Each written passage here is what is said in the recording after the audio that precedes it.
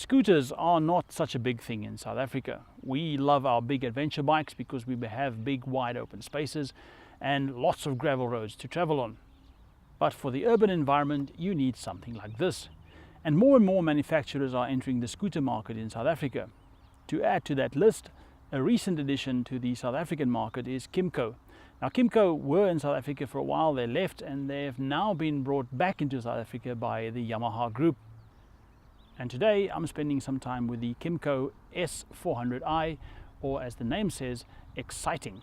The S400 sits very high up in the range that Kymco are bringing to South Africa.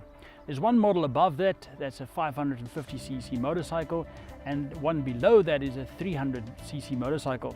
But let's have a look at the styling.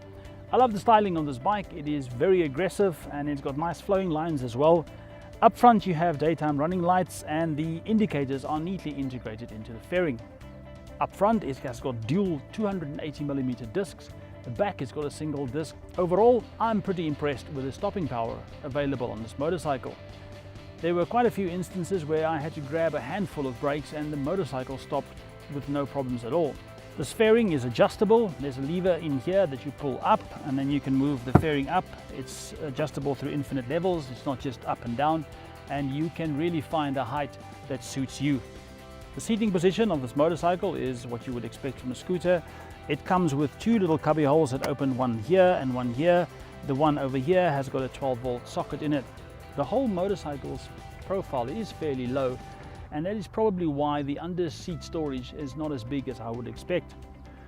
The seat lifts up like this. There's a cavity here for helmets and stuff that you can put in here. It is fairly deep and it goes back quite a bit. I must admit I was fairly disappointed with the size of this cavity. It's not as big as I would expect, although you can fit a fair amount of things in here. Let's run through the specifications. There's a 399cc fuel-injected single-cylinder engine.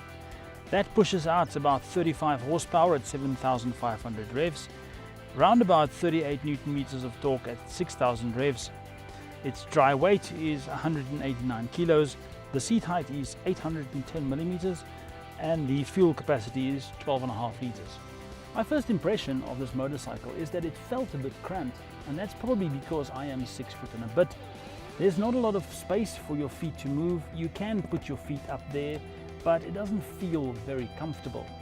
The instrumentation on this bike has got the traditional analog speedometer on the left. On the right hand side there's an LCD display with a fair amount of information. It shows you your trip meters and it also can show you your fuel consumption. There's an LCD bar for the rev counter, but it's the middle section that intrigued me. This motorcycle can connect with your cell phone, and via an app you can change the middle section of the dash to your liking. You can give it a clock, we can give it a rev counter, you can change the fonts, you can change anything from the app and it will store it onto your motorcycle.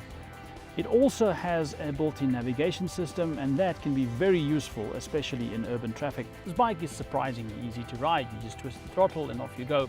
The bike pulls strongly for a 400cc and it could keep up with highway traffic with no problems at all. Even around corners, this motorcycle felt very stable. The profile of the motorcycle is very slim and that makes lane splitting a breeze.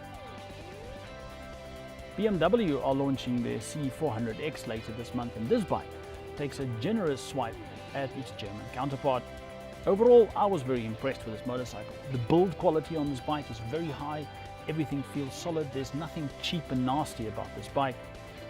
So if you are intimidated by big motorcycles or you struggle with gearing, you can't go wrong with one of these Kymcos. Now go have a look at their range. They've got everything from a 550cc down to a 125cc Vespa lookalike motorcycle. And with the build quality on these bikes, you simply can't go wrong.